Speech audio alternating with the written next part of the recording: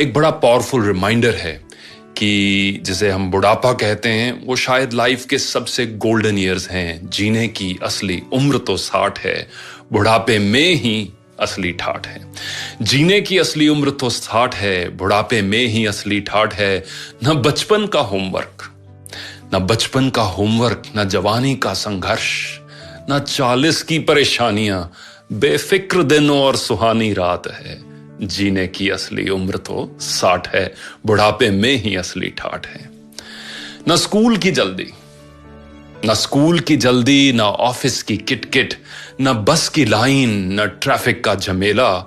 सुबह रामदेव का योगा, दिन भर खुली धूप, दोस्तों यारों के साथ राजनीति पर चर्चा आम है। जीने की असली उम्र तो 60 है, बुढ़ापे में ही असली ठाठ है। न मम्मी डैडी की डांट न मम्मी डैडी की डांट, न ऑफिस में बॉस की फटकार, पोते पोतियों के खेल, बेटे बहू का प्यार। इज्जत से झुकते सर, इज्जत से झुकते सर, सबके लिए आशीर्वाद और दुआओं की भरमार है। जीने की असली उम्र तो 60 है, जीने की असली उम्र तो 60 है, बुढ़ापे में ही असली ठाठ है। न स्कूल का डिसिप्लिन, न स्कूल का डिसिप्लिन, न ऑफिस में बोलने की पाबंदी, न घर पर बुजुर्गों की रोक टोक, तो खुद बुजुर्ग हो गए न स्कूल का डिसिप्लिन, न ऑफिस में बोलने की कोई पाबंदी, न घर पर बुजुर्गों की रोक टोक। खुली हवा में हंसी के ठहाके, बेफिक्र बातें, किसी को कुछ भी कहने के लिए आजाद हैं। जीने की असली उम्र तो 60 है, बुढ़ापे में ही असली ठाठ है। सभी सीनियर सिटीजन्स को डेडिकेटेड। आप सब खुश रहें, हेल्दी रहें। हमारे समाज में सीनियर सिटीजन्स की बड़ी अहम कंट्रीब्यूशन है। हम यंगस्टर्स को गाइड करने के लिए प्यार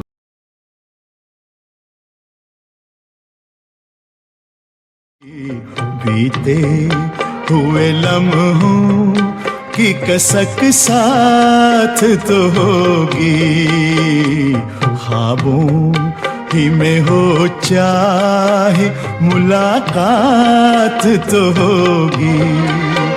बीते हुए लम्हों की कसक साथ तो होगी, ख्वाबों ये प्यार में डूबी हुई रंगीन फजाएं, ये चेहरे, ये नजरें, ये जवां रुत, ये हवाएं। हम जाए कहीं इनकी महक साथ तो होगी। ये प्यार में डूबी हुई रंगीन फजाएं, ये चेहरे, ये नजरें, ये जवां रुत, ये हवाएं।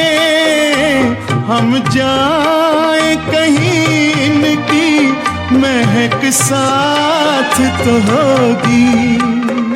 हम जाए कहीं इनकी महक साथ तो होगी। बीते हुए लम्हों की कसक साथ तो होगी, ख्वाबों ही में हो चाहे मुलाकात तो होगी। फूलों की तरह दिल में बसाए हुए रखना,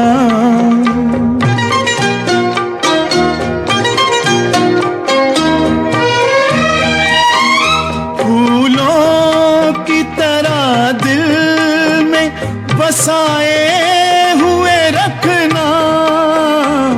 यादों के चरागों को जलाए हुए रखना। लंबा है सफर इसमें, कहीं रात तो होगी। लंबा है सफर इसमें, कहीं रात तो होगी। ये साथ गुजारे हुए लम्हात की दौलत जज्बात की दौलत, ये ख्यालात की दौलत, कुछ पास न हो पास ये सौगात तो होगी। कुछ पास न हो पास ये सौगात तो होगी। बीते हुए लम्हों की कसक साथ तो होगी।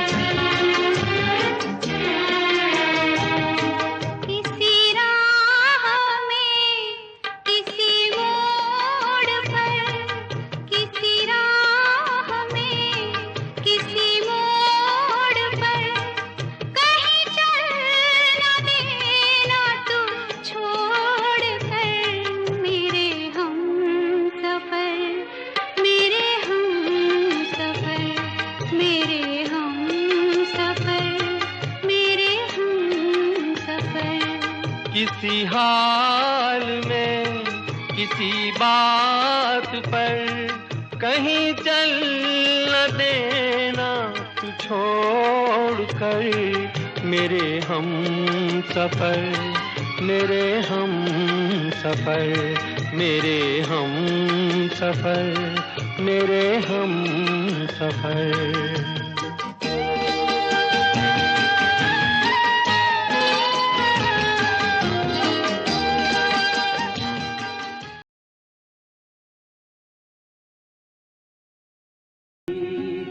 सफर है ये कैसा सफर, कोई समझा नहीं, कोई जाना नहीं।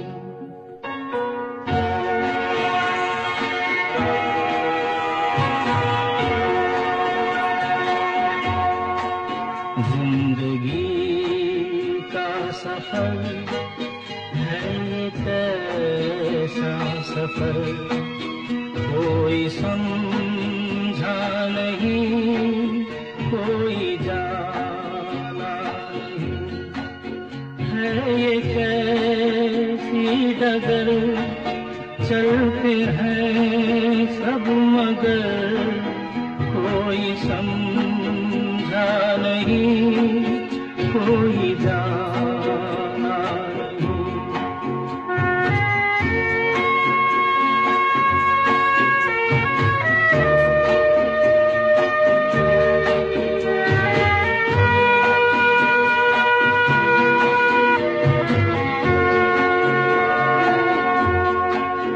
जिंदगी को बहुत प्यार हमने दिया,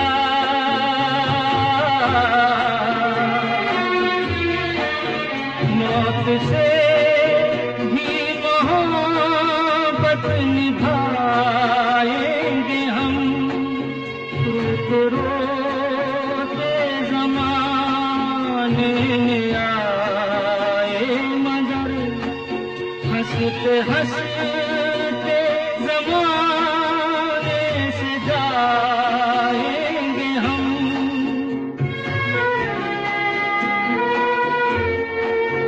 जाएंगे पर किधर है किसे ये खबर, कोई समझा नहीं, कोई जाना नहीं।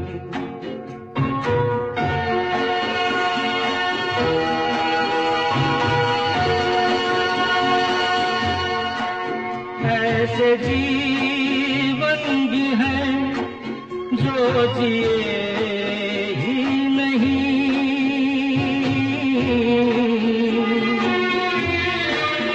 जिनको जीने से पहले ही मौत आ गई।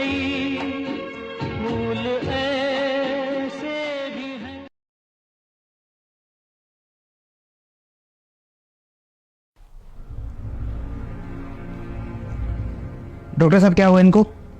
देखिए सिंह साहब, बात यह है कि टाइम पर दवाई ना लेने की वजह से इनकी तबीयत ज़्यादा ख़राब हो गई है। अब दवाई तो मैं दे दूं, लेकिन दवाई बहुत स्ट्रांग है और इन्होंने कुछ खा नहीं रखा है, तो बताइए मैं भी क्या कर सकता हूँ।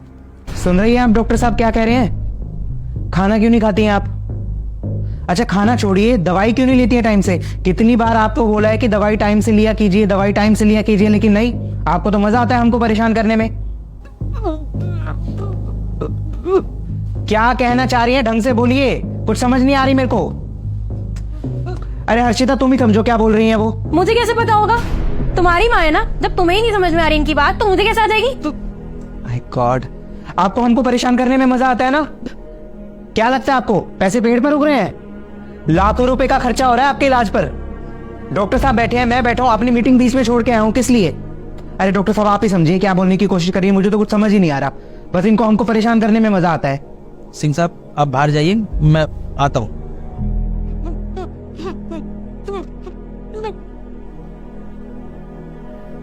माता जी एक बात बताइए। पता नहीं यार, परेशान कर दिया इन्होंने, समझ नहीं आ रहा हो।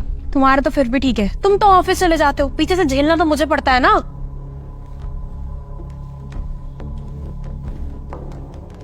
बताइए डॉक्टर साहब क्या बात है?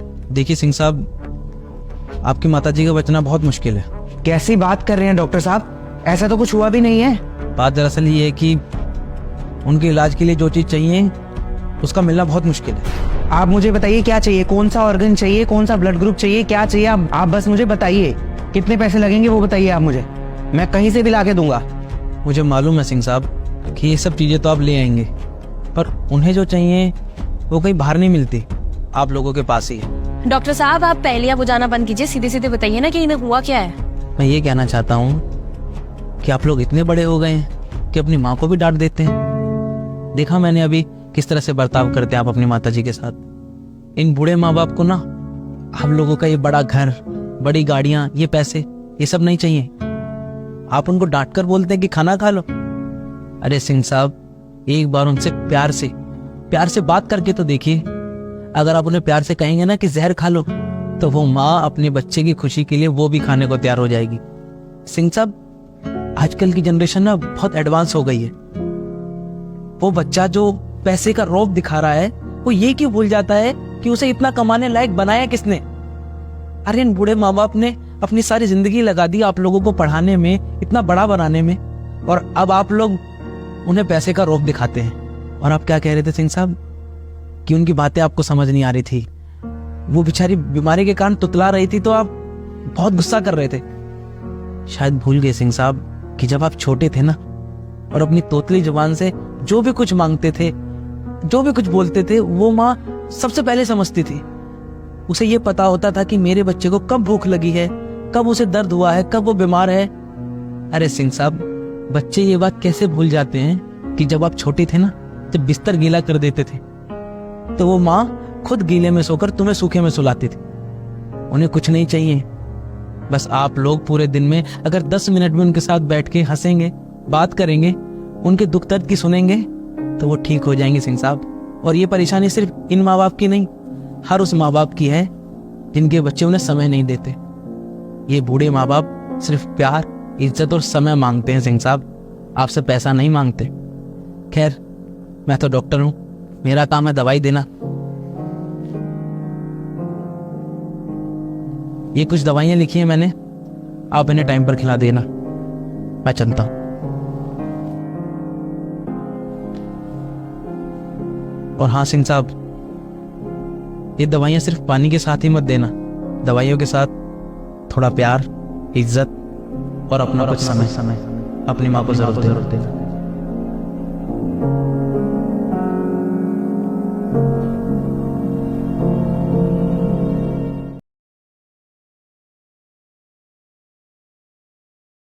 माँ की खातिर मैं सारा जगत छोड़ दूं, इसके चरणों से उठना गवारा नहीं।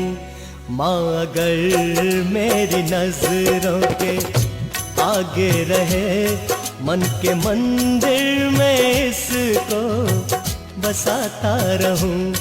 अपनी पलकों से चुन चुन के कांटे सभी, इसकी राहों में कलियां बिछाता रहूं।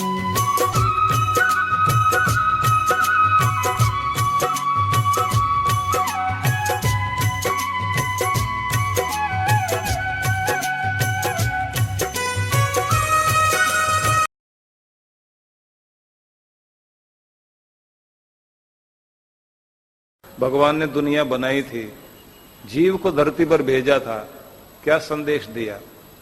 कहा 100 साल तक जीना है, सैकड़ों तरह के काम करने हैं। 25 साल तो तुम्हें सिर्फ तैयारी में लगेंगे। जिंदगी कैसे जीनी है उसके लिए 25 साल व्यतीत करने हैं, और 25 साल जीवन का अंतिम भाग होगा जिस समय तुम वापसी की तैयारी कर रहे हो। 50 साल जीवन के होंगे जो संघर्षों के होंगे। तो छोटे से जीव ने धरती पर जाने से पहले भगवान से पूछ लिया कि प्रभु मैं जा रहा हूं धरती पर, मेरी देख रेख करने वाला कोई होगा धरती पर? कौन संभालेगा मुझे? किनकी गोद में रहूंगा? कौन रक्षा करेंगे? भगवान ने कहा 2 फरिश्ते तुम्हारी रक्षा करेंगे जो तुम्हें सुलाएंगे, जगाएंगे। बोले मुझे कोई इलाज की जरूरत पड़े कौन ध्यान रखेगा? चौकीदारी की जरूरत पड़े कौन ध्यान रखेगा? भगवान ने कहा 2 फरिश्ते तुम्हारे लिए दूंगा जो तुम्हारे लिए चौकीदारी का काम करेंगे। बोले मुझे जमीन जायदाद, खाना पीना, कपड़ा, गहना ये सब की जरूरत पड़े तो कोई साहूकार भी दो। बोले 2 फरिश्ते साहूकार के रूप में देंगे जो तुम्हारे लिए जमीन जायदाद भी देंगे, मकान भी देंगे, गहने भी देंगे, ऐसे साहूकार भी 2 देंगे। तो फिर इसने कहा कि कोई मुझे शिक्षा दे, पढ़ाए, जानकारी दे।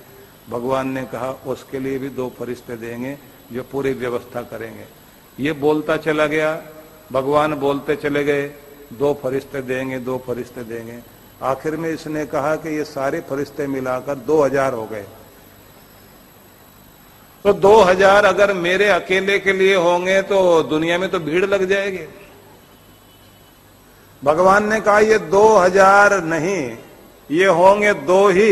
एक का नाम मां होगा, एक का नाम बाप होगा। ये दोनों ही तुम्हारे लिए पूरा ध्यान रखेंगे। 2000 के बराबर 2 ही चौकीदारी भी करेंगे, पढ़ाएंगे भी, लिखाएंगे भी, साहूकारी करते करते। ध्यान रख लेना, भगवान ने कह दिया तेरे शौक पूरे होंगे माँ बाप के जमाने में, और गुजारा करेगा अपने जमाने में। जब तो कमाएगा ना तब तो तेरी गुजर बसर ही होगी, और पूरी जिंदगी याद करेगा शौक तो माँ बाप के जमाने में पूरे हुए थे, उसके बाद तो शौक पूरे हुए ही नहीं।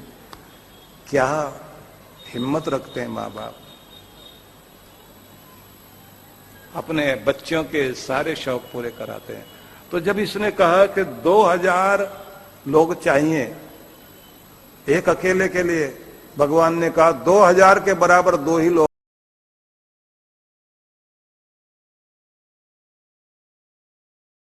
भगवान आपको माफ कर देगा, लेकिन माँ बाप का दिल दुखाओगे ना, ये भगवान भी माफ नहीं करेगा आपको, भगवान भी माफ नहीं करेगा। एक बात कहनी है आपसे, आपका जब जन्म हुआ था तब आप आंखों के साथ आए थे या चश्मा पहनकर आए थे? मेरा प्रश्न समझ में आ रहा है आपको? आपका जन्म आपके आंखों के साथ हुआ था या चश्मा के साथ हुआ था? क्लियर हो ना? कोई डाउट तो नहीं है तो मुझे क्लियर कर दो। नहीं ना सुरेश भाई, ये कोई प्रश्न है? हम आंखों के साथ ही पैदा हुए थे, चश्मा तो बाद में आया था। माँ आंख के समान है, पत्नी है ना उस स्पेक्स के समान है। चेंजेस कुछ करना हो ना, चेंजेस आंखों में नहीं होता है, चश्मों के नंबर में होता है। हाँ, चश्मों के नंबर में होता है। 3 नंबर का जगह 4 नंबर नहीं दिख रहा है, एडजस्ट करना होगा ना तो कह दो, पत्नी को एडजस्ट करना पड़ेगा। माँ आंख है, पत्नी स्पेक्स है, चेंज कुछ करना होगा ना तब उनको करना पड़ेगा। नहीं, माँ मालूम है कुछ गलत हो सकती है, पुराने ख्यालों की हो सकती है, लेकिन उसने हमको जन्म दिया है।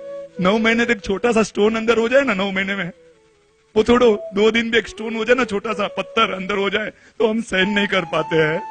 जब तक ये माँ ने 9 महीने तक, हम वहां कोई कौशक की मुद्रा में नहीं बैठे थे, वहां पर हमने कितनी लात मारी होगी, हमने कितना ही तकलीफ दी होगी, फिर भी वो सब सहन करके एक किताब को 10 घंटे तक ऐसे रखकर बताओ, 3 किलो की किताब को ऐसा 10 घंटे तक रखकर आ जाओ माँ, तब मालूम पड़ेगा ये माँ 9 महीने तक आपको सहन किया है। रात को 12 बजे तक पूरा दिन काम करती थी और 12-1 बजे सोती थी, 12:30 सोती थी, आप 2 बजे उठ जाते थे, रोना शुरू कर देते थे। 4 थप्पड़ नहीं लगाती थी आपको, आपका पूरा साफ करके क्लीन करके वापस आपको सुला देते थे। कितनी रातों की नींदें बिगाड़ी है। सच में माँ का दिल ना दुखाओ, पापा का दिल ना दुखाओ, सहन करना हो ना। सूरज भाई आप जानते नहीं हो मेरी माँ कितनी ऑर्थोडॉक्स है, सबके सामने, मेरे फ्रेंड के सामने कुछ भी बोल देती है। जैसे भी हो ना, माँ पुण्य से मिलती है, माँ पुण्य से मिलती है। आपने कोई चॉइस करके नहीं लाया था कि ये तुम्हारी माँ, पत्नी पसंद से मिलती है, माँ पुण्य से मिलती है, माँ पुण्य से मिलती है। और पुण्य से जो मिली हुई चीज को स्वीकार करो ना, उसको भगवान की तरह रखो ना। एक बहू 12 साल तक पियर नहीं गई, क्यों नहीं गई मालूम है? उसकी सास है ना, सास, वो 12 साल से बेड रेस्ट थी, उसकी सेवा में 12 साल तक वो पियर नहीं गई कि नहीं ये मेरी सास नहीं है, मेरा जब शादी के बाद मेरा अगला जन्म हो जाता है तो वही घर मेरे लिए मम्मी पापा का घर हो जाता है, वही मेरे माँ बाप होते। वो 12 साल तक पियर नहीं गई, मुंबई की वो श्राविका है। ये होता है प्रेम, ये होता है संभालना माँ का। ये सास ससुर, वो सास ससुर नहीं, वो मम्मी पापा है। येलो ड्रेस पसंद था और मैंने जिद करके ब्लू ड्रेस लिया। मुझे तेरी बात माननी चाहिए थी, मुझे येलो ड्रेस ही लेना चाहिए। तेरी चॉइस को मैं महत्व नहीं देती हूँ, तुझे कुछ भी बोल देती हूँ। मम्मी को, जिस मम्मी ने बोलना सिखाया, जब आपने बोलना सीखा था ना तो कितनी खुश हुई थी। जब उसने पहली बार माँ कहा ना आपने, वो पियर फोन किया, मेरी बच्ची ने मुझे माँ कहा है, मेरी बच्ची ने मुझे माँ कहा है। उसने नीचे ऊपर फ्लोर में जो रहेगा उसको, अरे मेरी बच्ची ने माँ कहा है। जिस बच्चे के जन्म पर माँ बाप ने मिठाइयां बांटी, वो बच्चा माँ बाप को चुप रहना सिखाता है। वो तुमको मालूम नहीं है कैसे बोलना नहीं। चलो आज इनका माध्यम है, ये माँ बाप के माध्यम से आज हमने जो पाप किया है ना उसको याद करे, से सॉरी टू हिम, और जिंदगी में एक ऐसा प्रण ले। आज एक छोटा सा प्रण ले। हम संसार शायद नहीं छोड़ सकते, हम 84 लाख जीव योनि को शाता नहीं पहुंचा सकते, एटलीस्ट हमारे जिन्होंने हमको जन्म दिया है उनका दिल न दुखाए। चमड़ी के जूते पहनाकर उनको खुश नहीं रह सकते, एटलीस्ट उनका दिल तो न दुखाए, इतना तो करें।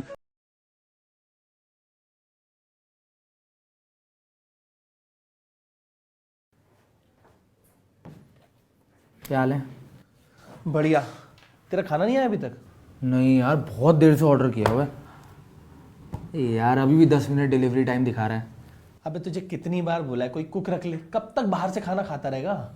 छोड़ना है यार, तब तक तेरे खाने में मुंह मारता हूँ ना। क्या लाया आज? देखते यार माँ ने क्या भेजा है। बे फिर बना दिया यार मम्मी ने घिया। 1000 बार मना किया कि मैं नहीं खाता, रिपीट में सब्जियां बनती है हमारे घर में। सही मस्त बनी है यार। रुक यार, मम्मी एक ही बात आपको 50 बार बतानी पड़ेगी क्या? लिख के दूं? अरे नहीं खाता मैं घिये की सब्जी यार। मम्मी एक काम करो, आप ना उन दोनों के हिसाब से ही हमेशा खाना बनाओ। अब भी बनाई थी आपने कुछ दिनों पहले भी घिये की सब्जी, फिर से भेज दी यार। अब आप इस समय आओगी थोड़ी नहीं यार, मैं कुछ नहीं खा रहा, छोड़ो यार मम्मी, बाय यार।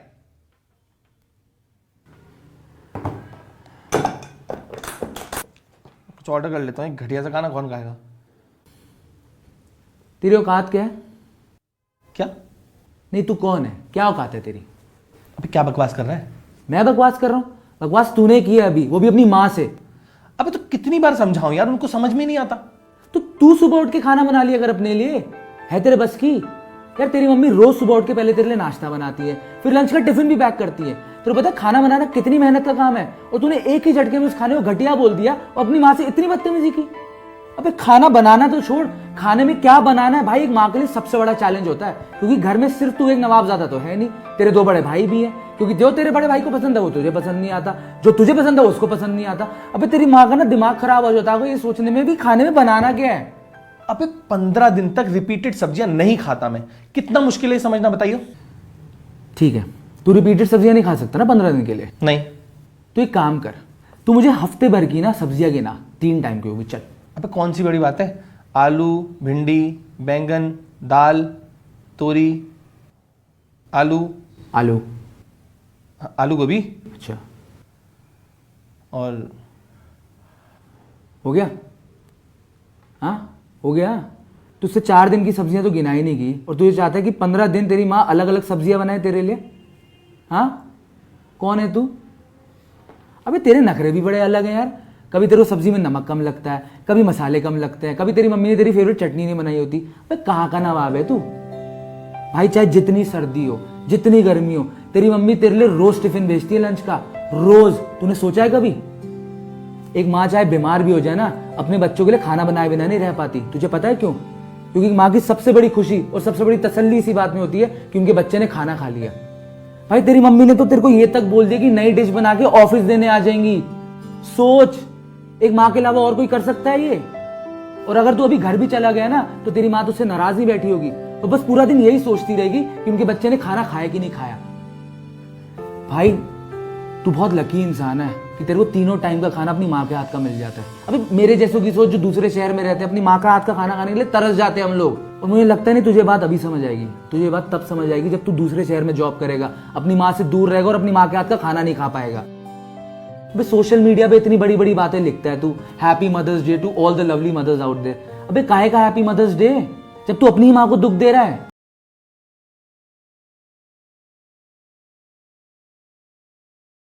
दोस्तों, माताजी बीमार है लेकिन फिर भी पूरा परिवार नाच गाना कर रहा है, और मैं खुद चाहता हूं कि ऐसा परिवार हर किसी को मिले। आइए देखते हैं क्यों।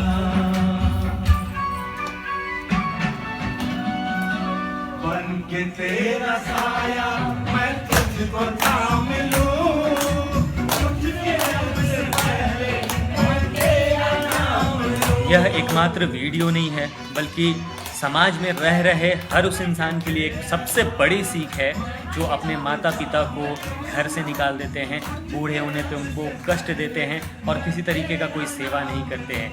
इस परिवार का यह वीडियो मैंने फेसबुक पे देखा था और मैं झट से उनके पास चला गया कि आपके सहयोग से मैं समाज को एक संदेश देना चाहता हूँ।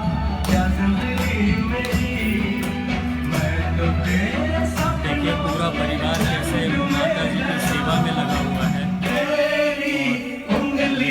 हमारी जिंदगी से निकल चुका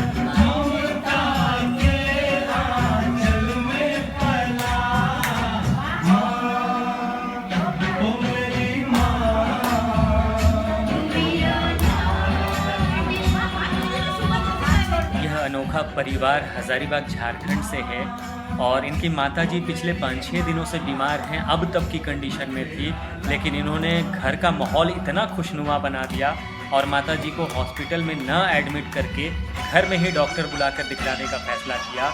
और सुबह शाम ये लोग हर समय एक पैर पे खड़े होते हैं, माताजी की ऐसे ही सेवा करते हैं, उनको भजन सुनाते हैं, गाना सुनाते हैं और सबसे खास बात, परिवार का हर सदस्य माता के सामने होता है। उनको यह देख करके जो सुकून मिल रहा होता है दोस्तों, आप लोग खुद इस वीडियो में देख सकते हैं। सुख जाएगा कहाँ, बदलेगा नसीबा एक रोज मेरी माँ।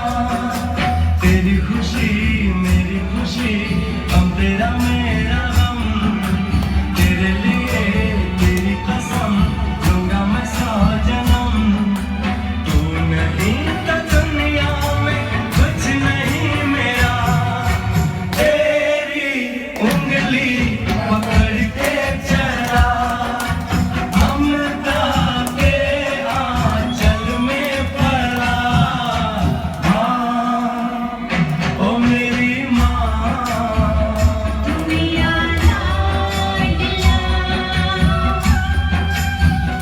यह परिवार माताजी को खुश रखने और उनकी सेवा में कोई कमी नहीं छोड़ रहा। लोग बिल्कुल उनके आजू बाजू ही बैठे हैं और खुशी की बात यह है कि माँ ये सब देख करके बहुत ही खुश हो रही हैं और उनकी तबीयत में अब सुधार भी आ रहा है।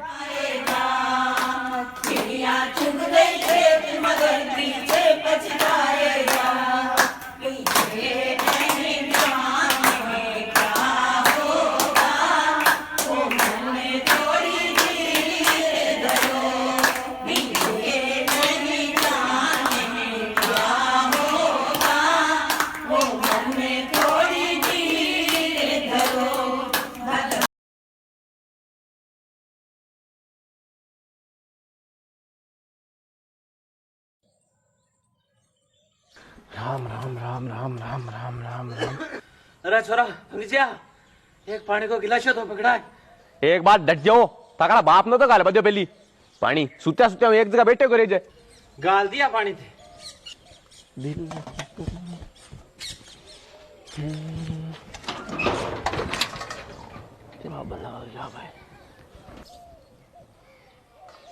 कागज कागज कागज कागज कागज। ओहो पंडित जी आगा। ये आरती दरी बिछा जे पंडित जी ताई। आयो पंडित जी आयो 1 मिनट।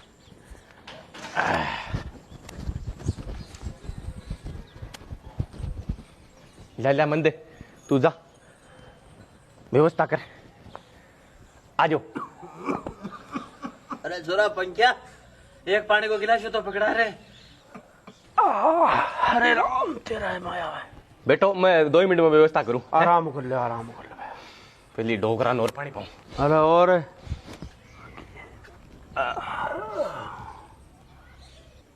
माड़ा तेरे तो दुआएं चल लगी घर का 11 आदमी ने बूढ़ो कर दे। नहीं तू मेरे 2 साल छोटो है। अरे क्या की दुआएं ले आ तो एक्सपायर होगी। हाँ सही है। आ तो होगी एक्सपायर मैं बच रहा तो मैं भी उजे 2 बेटा 2 बुआ लाग रही बढ़िया सेवा करवा के मायने जल्दी हो जाए। अरे भैया क्यों एक्सपायर होना चाहे तू चौको धरती का जुग भाव तो देख है के यार तेरे तो भरियो पूरो परिवार है 2 थारे बेटा है चौकी मौज है चौको थारे खेत है। अरे पानी को गिलास ला दे। अरे लार दे भाया पंकजा ने पानी को गिलास लार दे भाया तेरा बापू। 2 मिनट बर्दाश्त कोनी या कोई घर आए पे लिखी बाबा जी दियो पानी। अरे 1 गिलास मान नहीं पकड़ा जे रे।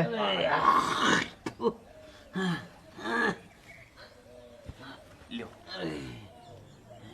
जिम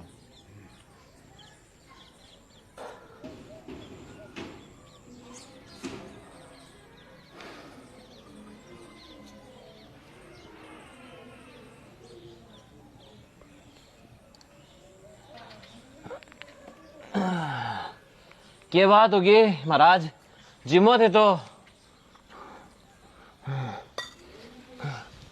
क्यों बात को नहीं मड़ा आदमी जिब्बाऊ भी दाप जाए यार। जिंदगी का जुग भाव है।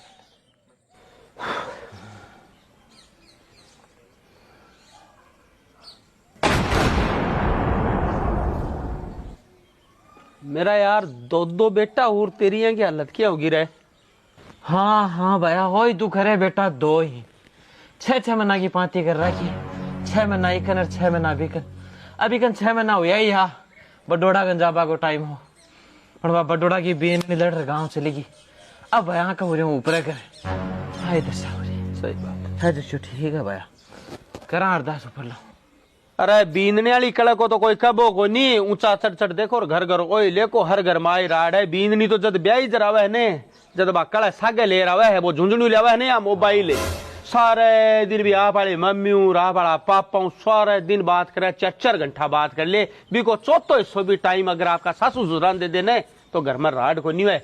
हाँ आप बात हरी सही है लाग रही मैं ये बात पूरे दिन भी झुंझुनी आ गई। भैया घर घर की आई कहानी है मत चिंता कर।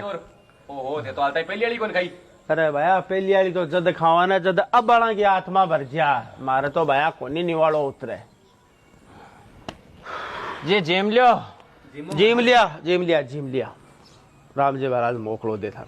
मैंने एक बात बताई थारला बाप की 100 बीघा जमीन है थे 2 भाई बहू हो को नहीं बहू 10 लाख रुपए की गाड़ी की किस्ता भरो थे ते थकड़ा बाप की दुआएं को खर्चों को नहीं भर सको थे। शर्म आबा की बात है वो दुख पावा है ये आत्मा दुख पावे ने जखा का घर हम तरक्की को नहीं करे अरमा का घर भोजन तो कहीं पानी की वो भी पाप है हो सके तो जीवता न लो लियो महाराज ने दक्षिणा दे दियो। लियो महाराज कम से कम दक्षिणा तो लियो। दक्षिणा की जरूरत मन को नहीं न थारा पितरा ने अगर दक्षिणा की घर में जरूरत है ना कोई ने तो बात जरूरत है थारा घर का जगह जीवता बड़ा बुजुर्ग दुख पावे है ने बन ओ छत्तो मेरे क्यों ही काम को नहीं आवे न थारा पितरा के काम आवे। अगर थारा पितर राज्य उसी ने क्या तो वह राज्य उसी ताकड़ा बड़ा बुजुर्ग छाया कर से थे अब खाली आत्मा था गाल नहीं काट सी ने जद ए चड्डी ए बनियान ए गमछा से आके काम का है मारे क्यों काम का कोनी थारा पितर लाडी जल्दी राजी उसी और बीननी तू भी सुन ले मेरी बात थारते जो बर्तार देखियो ने थारा घर का थारा माँ बाप भी बर्तार ने देख बहु पहली इका माँ बाप देख क्या कि का माँ बाप का शाक है यारा माँ बाप खेत वाली कतीक है अपनी बेटी ने भूखा मरबा दे सी एक दफा सी समझ गई आज तू आँख के पान ई बर्तार के गेल है अगर तू आँख की सेवा ही नहीं कर पावे तो फिर तो बेटा थारे भी माँ बाप है थारा माँ बापा के भी गुहा सी बे क्या सेवा करसी तने देख रही तो बस सेवा करसी बने देख रहे बांका बेटी बेटा सेवा करसी तो बेटा तेरा बड़ा बुजुर्गा की सेवा करया कर आई दक्षिणा है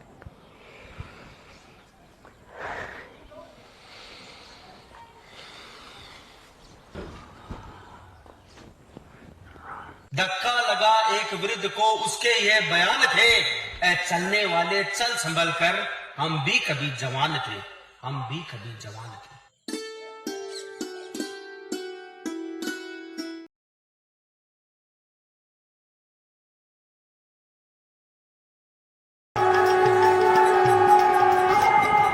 हर हर गंगे।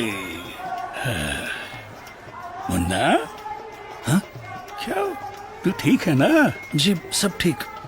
इस तरफ उस तरफ वहाँ तो बहुत भीड़ है। बाबूजी कुंभ है, भीड़ तो होगी ना।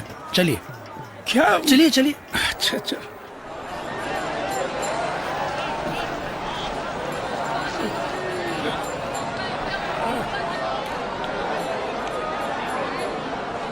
अरे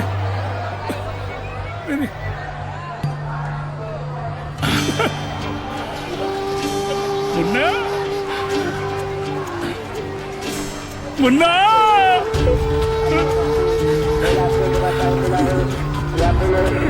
भूले भटके सिर में या पास किसी उठाने में या उठाने का मत करें।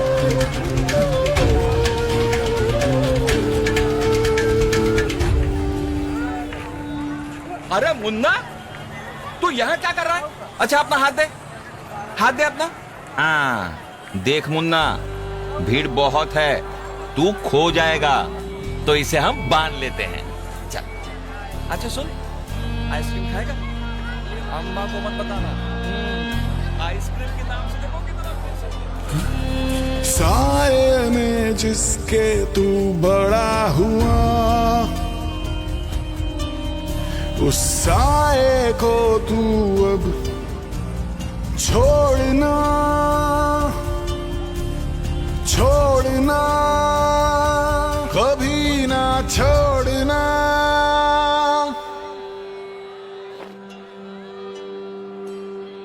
भाऊजी,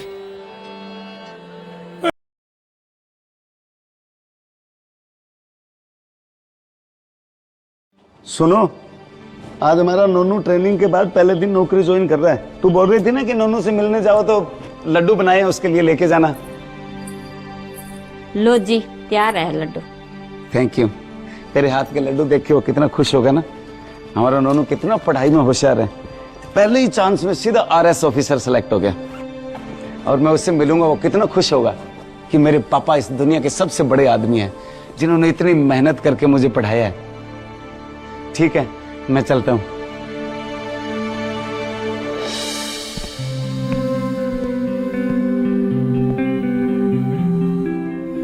नमस्ते मैडम। नमस्ते सर। जी, नोनू से मिलना है। सर नोनू नाम का यहाँ पे नहीं है कोई। सॉरी, वो मेरे लाड का नाम है नोनू, मेरे बेटा है। विश्व प्रताप सिंह से मिलना है। हाँ जी, वो भी मीटिंग में, आप वेट करिए। Thank you.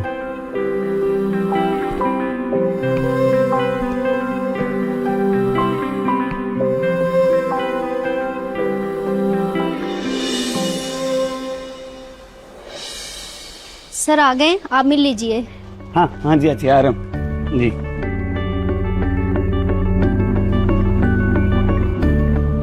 क्या मैं अंदर आ सकता हूँ साहब? पापा, पहले दिन ही सरप्राइज।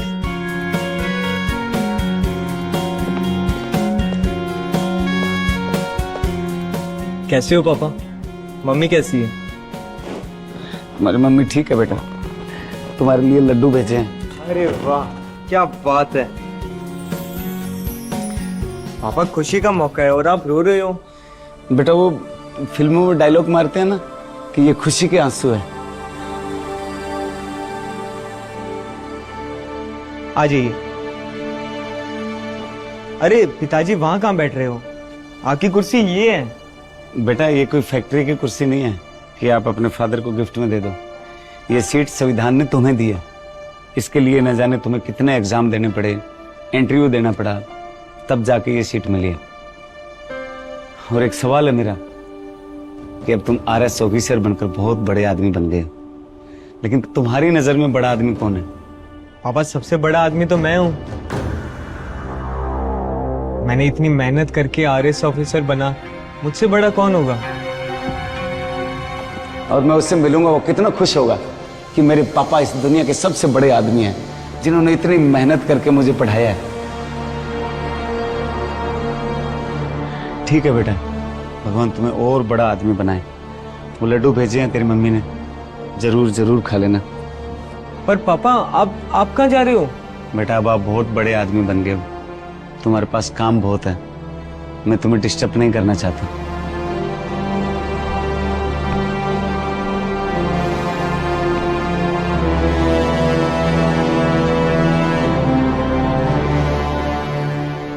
मैं एक बार फिर पूछना चाहता हूं कि आपकी नजर में दुनिया का सबसे बड़ा आदमी कौन है?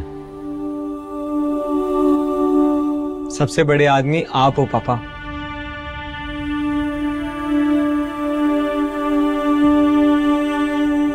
अभी मैंने वहां खड़े होकर पूछा था कि आपकी नजर में दुनिया का सबसे बड़ा आदमी कौन है, तो आप बोले मैं हूं।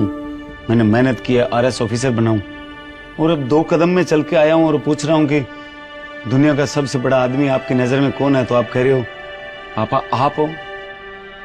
इसका क्या मतलब है? हाँ पापा, मैंने कहा था कि मैं बड़ा आदमी हूँ क्योंकि उस समय आपका हाथ मेरे कंधे पे था। तुम्हारी नजर में बड़ा आदमी कौन है? जिस बेटे के कंधे पे बाप का हाथ हो वही इस दुनिया में सबसे बड़ा है पापा। और जब आपने ये सवाल वापस दोहराया और मुझसे पूछा कि बड़ा आदमी कौन है, उस समय आपका हाथ मेरे कंधे पे नहीं था, तो मेरे लिए उस समय आप ही सबसे बड़े आदमी हो। पापा आपने इतनी मेहनत की, मजदूरी की, मुझे पढ़ाया लिखाया, मुझे इस कुर्सी के काबिल बनाया।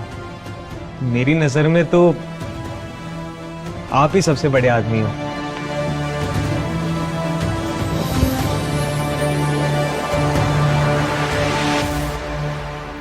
बहुत बहुत धन्यवाद, आपने ये वीडियो लास्ट तक देखा। आई होप आपको ये बहुत पसंद आया होगा। आप हमें कमेंट करके जरूर बताएं। आपके पास जो मोटिवेशनल आइडिया है वो भी आप हमें भेजते रहें।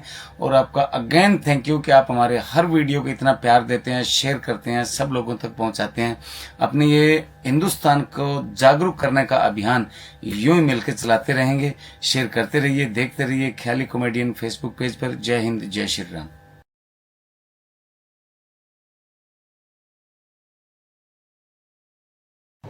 वो देखना।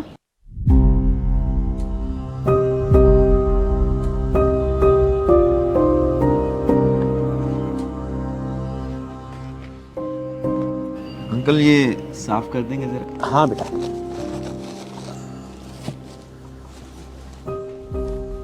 अंकल आप रोटी को गीला करके क्यों खा रहे थे? आपके पास सब्जी नहीं है? बेटा आदत हो गई है ऐसे खाने की। जब पैसे होते हैं तो सब्जी खरीद लेता हूँ, नहीं तो ऐसे पानी में डुबो के खा लेता हूँ। आपके परिवार में कोई नहीं है क्या अंकल? हाँ है ना बेटा, परिवार में सब हैं, पर मेरा कोई नहीं है। कहने को तो मेरा बेटा भी है, मेरी बहू भी है, पर वो दोनों मुझे अपने साथ नहीं रखना चाहते। मैं ही पागल था जो मेहनत कर कर के अपने बेटे को पढ़ाया लिखाया, उसे इस काबिल बनाया कि वो कहीं नौकरी लग जाए। जैसे ही उसकी नौकरी लगी, मुझसे बोला पापा मैं शादी करना चाहता हूँ। मुझे लगा अब नौकरी करने लगा है तो घर भी संभाल लेगा, इसलिए मैंने अपनी दुकान बेचकर उसकी शादी कर दी। शादी करते ही न जाने उन दोनों को मैं अपने ही घर में बैठा हुआ चुभने लगा। एक दिन मेरा बेटा मेरे पास आया और बोला पापा मैं आपको वृद्धाश्रम छोड़ आता हूं। मैंने कहा क्यों? तो बोला पापा मेरी बीवी को प्राइवेसी चाहिए, उसे इस छोटे से घर में दिक्कत होती है। मुझे लगा अभी मेरे हाथ पांव सलामत हैं, मैं कुछ कमा खा सकता हूं, इसलिए मैं वृद्धाश्रम नहीं जाना चाहता था। और इससे पहले कि वो मुझे मेरे ही घर से निकाल देते, मैंने ही वो घर छोड़ देना ठीक समझा। तो अंकल आप खुद ही सब्जी बना लिया करो। बेटा मुझे सब्जी बनानी नहीं आती और ना ही कोई है जो मुझे बनाकर खिला सके। लेकिन अंकल आजकल तो इतने ऑप्शंस हैं, आप बनी बनाई सब्जी भी तो खरीद सकते हैं। बेटा इतनी कमाई नहीं होती कि मैं रोज सब्जी खरीद कर खा सकूं। हाँ, जिस दिन 2 पैसे आ जाते हैं बाजार से खरीद लेता हूं, नहीं तो ऐसे ही। लो बेटा, हो गए। कितने पैसे अंकल? 20 रुपए बेटा। बेटा अपने माँ बाप को इस उम्र में कभी अपने से अलग मत करना, क्योंकि बच्चों से अलग होकर उनकी जिंदगी जीने लायक नहीं रहती।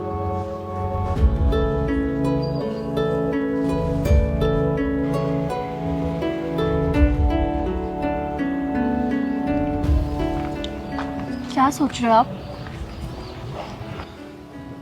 यार अंकल की बातें ना आज मेरे दिल पे लग गई।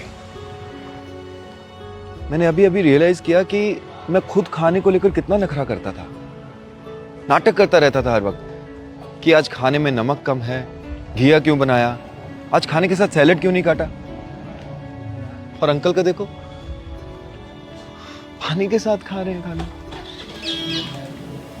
जब इंसान का बुरा वक्त आता है ना, तो उसे पानी के साथ भी रोटी खानी पड़ती है, और उसे खाने की कीमत का भी तभी पता चलता है जब उसके पास खुद खाने के लिए कुछ ना हो।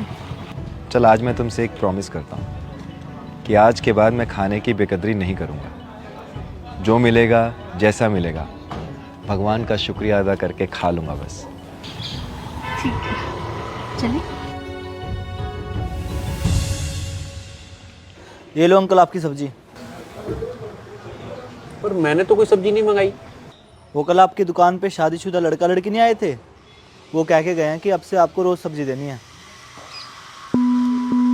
भैया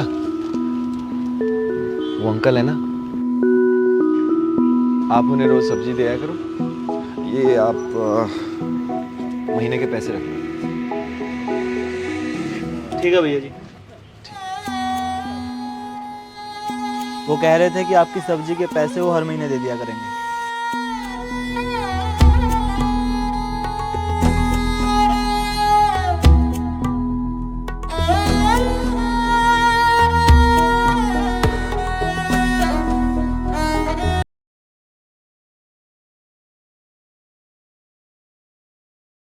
एक आश्चर्यजनक रीति चलती है। बुजुर्ग बीमार हुए, एम्बुलेंस बुलाओ, जेब के अनुसार 3 स्टार या 5 स्टार अस्पताल ले जाओ, आईसीयू में भर्ती करो और फिर जैसा जैसा डॉक्टर कहता जाए मानते जाओ।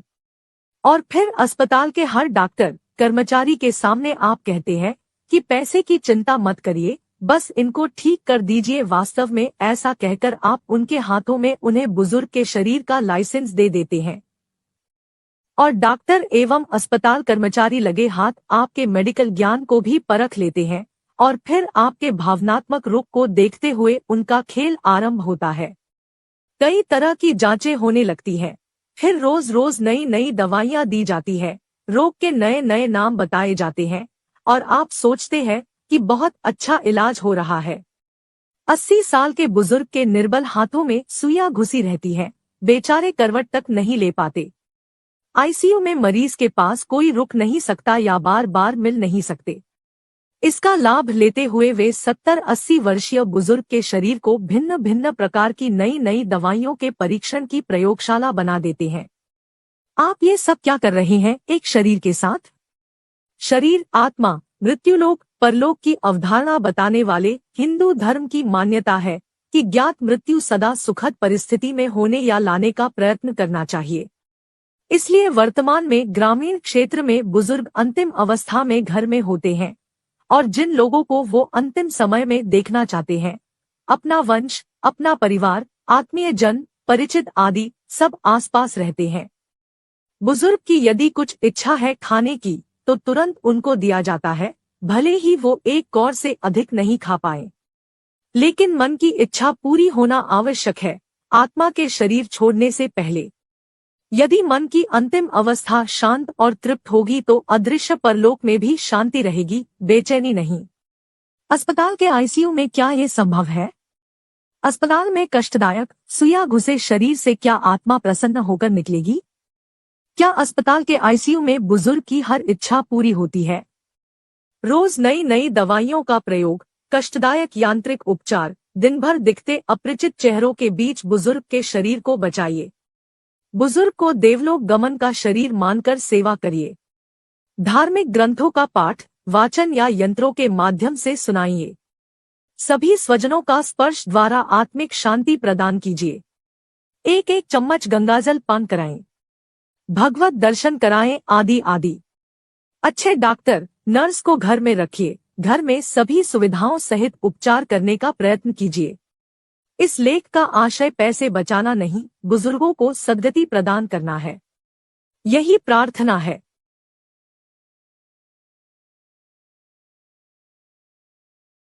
आ चल के तुझे मैं लेके चलूं एक ऐसे गगन के तले, जहाँ गम भी ना हो, आंसू भी ना हो, बस प्यार ही प्यार पले। हमने जीवन में बहुत सारे प्लान किए होंगे, हमको किस स्कूल में पढ़ना है, किस कॉलेज में पढ़ना है, कौन सी नौकरी करनी है, कैसी शादी करनी है, वगैरह वगैरह।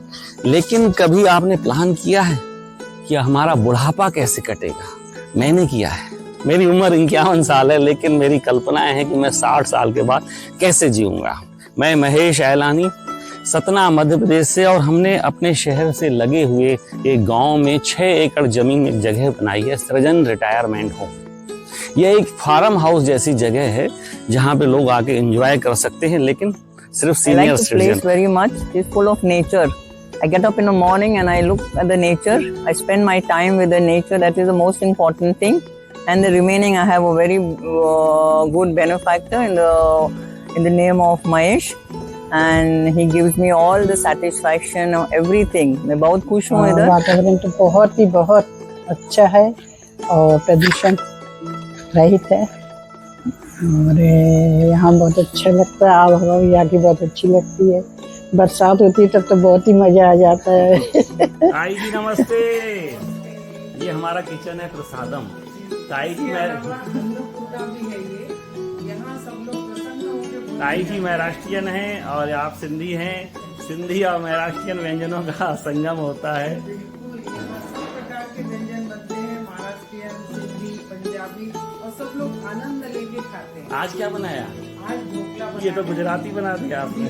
हमारे परिसर के रूम बहुत शानदार हवादार हैं। रूम के अंदर टीवी, गर्म पानी के लिए गीजर, कूलर, एसी तक की भी व्यवस्था है, और साथ में एक छोटा सा किचन भी है, पेंट्री भी। इस मैच्योर एज में, जिसे हम लोग रिटायरमेंट वाली एज कह रहे हैं, इस मैच्योर एज में इस प्रकृति की गोद में रहने का जो सौभाग्य मिला है उसको शब्दों में वर्णन नहीं किया जा सकता। मेरे 3 बेटियां हैं, तीनों की शादी हो गई, अपने अपने ससुराल में हैं।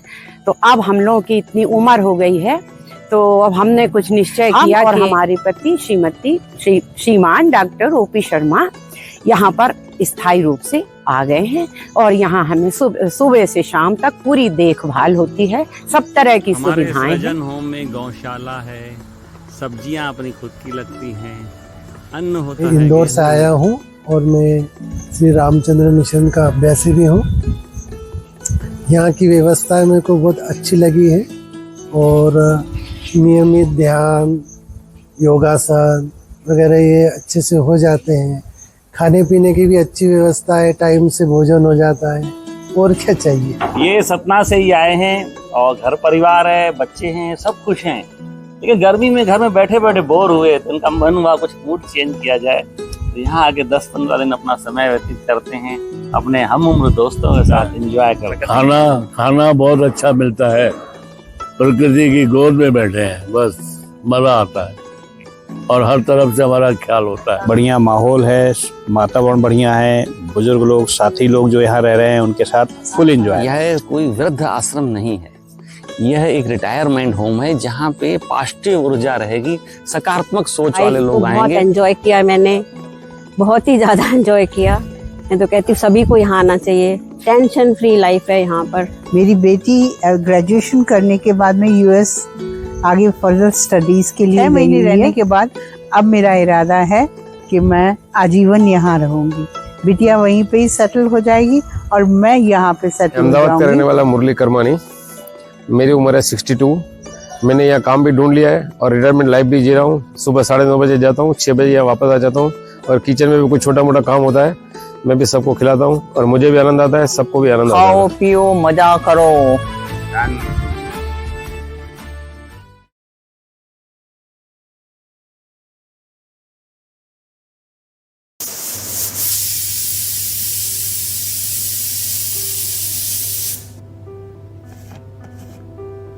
पता नहीं यार ये लोग इतनी क्यों देर लगा रहे।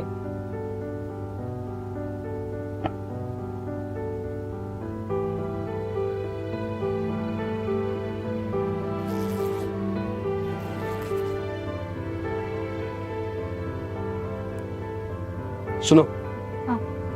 मैं ऑफिस के लिए निकल रहा हूँ, उन लोगों को समझ लेना। ठीक है, बट मुझे भी जल्दी निकलना था। वो मैंने आपको बताया था ना रीना, उसके सास की तबीयत ठीक नहीं है, जरा मिल के आती हूँ बेचारी। ओके। पिताजी, आपका सारा सामान मैंने निकाल के रख दिया है, वो लोग आते ही होंगे। और हाँ, उनके सामने आपको सब चीजों में सिर्फ हाँ बोलना है, याद रहेगा ना?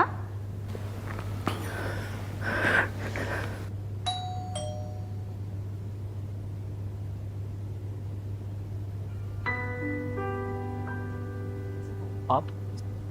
मैं वृद्धाश्रम से आई हूँ परेश अंकल को लेने। ओह, एक्चुअली मैंने उम्मीद ही नहीं की थी कि इतनी यंग लड़की वहां से आएगी, इसलिए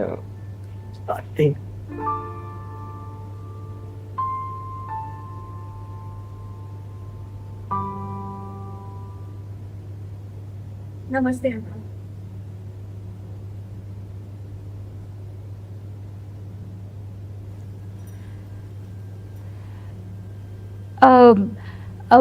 मैंने पिताजी का सारा सामान पैक करके रख दिया है। एक्चुअली हम लोग चाहते थे कि पिताजी हमारे साथ ही रुके, लेकिन क्या है ना, इनकी इतनी इनकम कहाँ जो हम सबका गुजारा हो सके। और होम लोन्स और बाकी लोन्स भी है ना, तो इसलिए। हाँ, मैं समझ सकती हूँ। मुझे इस कंसेंट फॉर्म पे आपकी साइन चाहिए, उसके बाद मैं अंकल जी को लेके जाऊंगी।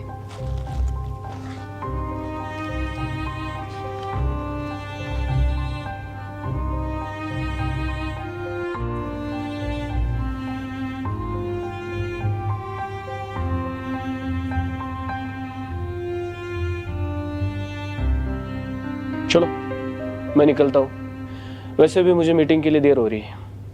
सुनिए, आपने जो शर्ट बोला था ना प्रेस करके रखने के लिए, वो मैंने करके रख दिया है, आप चेंज कर लीजिए। अरे पहले बोलना था ना। सर, शायद आपने मुझे पहचाना नहीं होगा। कहाँ रखा है शर्ट? एक मिनट। लेकिन मेरे पिताजी आपको बहुत अच्छी तरीके से जानते हैं। आपको विजय दत्त का नाम याद है?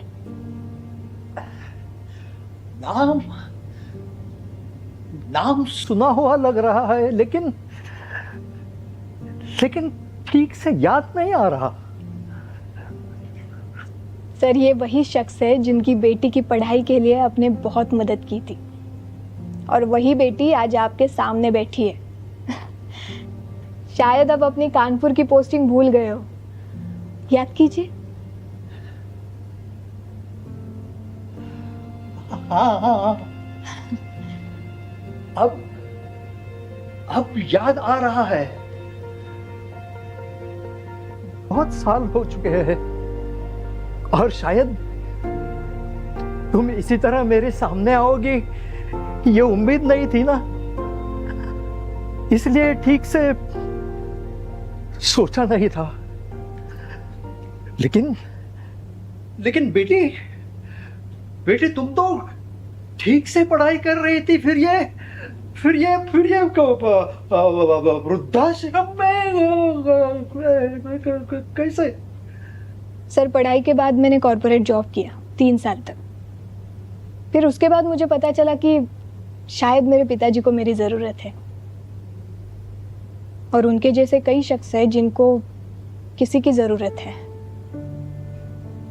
फिर मैंने और मेरे पिताजी ने 3 साल पहले कुछ लोगों की मदद से वृद्धाश्रम खोला। हमारे यहाँ पे अभी 12 लोग रहते हैं, और आप हमारे अगले मेहमान।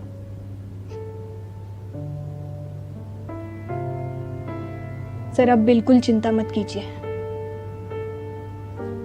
अभी आपको कोई तकलीफ नहीं होगी। आप बस ये सोचिए कि अभी आप अपने बेटी के घर रहने जा रहे हो। बड़ा नेक काम कर रहे हैं तुम लोग। क्या यार, आपने प्रॉमिस किया था आज डिनर पे चलेंगे, अब बोल रही हो कि लेट हो जाएगा। हाँ, देखेंगे ना। अरे आप लोग अभी गए नहीं? ठीक है, मुझे देर हो रही है, आप लोग जा सकते हो। वहां जाकर इत्मीनान से बात कीजिए। हाँ, विजय बहुत बिजी रहते हैं। वो क्या है ना, वो बहुत बड़ी कंपनी में मार्केटिंग डिपार्टमेंट में काम करते हैं, और सब सही रहा तो इस साल उनका प्रमोशन भी हो जाएगा। सॉरी, आपको कॉर्पोरेट लाइफ का कुछ पता नहीं होगा ना, लेकिन वहां पे सारी चीजें टाइम पे करनी पड़ती है ना विजय? माफ कीजिए, वो क्या है ना, मुझे परेश सर से मिलने की बहुत दिनों से इच्छा थी, लेकिन इस तरह से मिल पाऊंगी ये नहीं सोचा था। जब वृद्धाश्रम के लिए उनका नाम सुना तो मुझसे रहा नहीं गया, इसीलिए मैं खुद उनको लेने चली आई। पिताजी भी आने वाले थे, लेकिन उनको थोड़ा काम था, इसीलिए नहीं आए। और वैसे भी अभी अंकल तो हमारे साथ ही रहने वाले हैं। क्या आप पिताजी को पहले से जानती थी? मैं नहीं, लेकिन मेरे पिताजी बहुत अच्छी तरीके से जानते थे। एक वक्त था जब मेरे पिताजी बहुत बुरे दौर से गुजर रहे थे, तब अंकल ने हमारी बहुत मदद की थी, और मेरी पढ़ाई के लिए भी बहुत सपोर्ट किया था। अच्छा है ना, तुम्हें भी इनका एहसान चुकाने का मौका मिल रहा है, और वैसे भी तुम्हें देखकर नहीं लग रहा है कि तुम कोई बड़ा काम कर सकती हो। बेटा, ये क्या कह रहे हो? अंकल ठीक है, कोई बात नहीं, वैसे सही कह रहे हैं सर। चलिए, अभी हमें चलना चाहिए।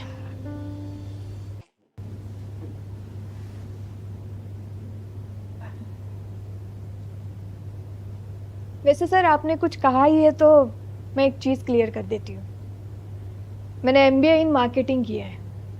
3 साल मैंने एक मल्टीनेशनल कंपनी में काम किया, और इन 3 सालों में मुझे मेरी काबिलियत देख के 2 बार प्रमोशन मिला।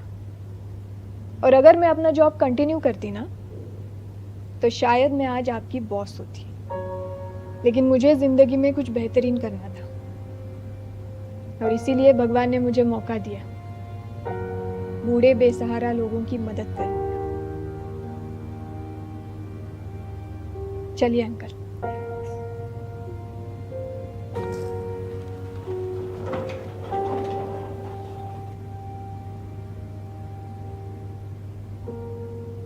वैसे विजय सर, जाने से पहले एक बात क्लियर करनी थी। मेरे पिताजी और अंकल जहाँ पे मिले थे वो एक अनाथ आश्रम था, जब मेरे पिताजी अनाथ आश्रम चलाते थे, और अंकल वहां पे एक लड़का गोद लेने आए थे। और आपको पता है, आगे जाके उन्होंने उसका नाम विजय रखा।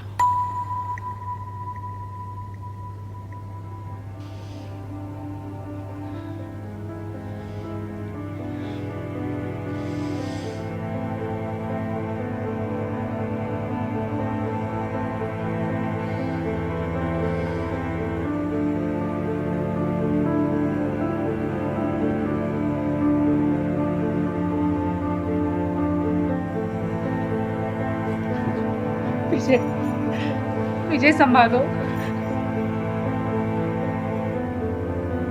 और अंकल वहां पे एक लड़का गोद लेने आए थे।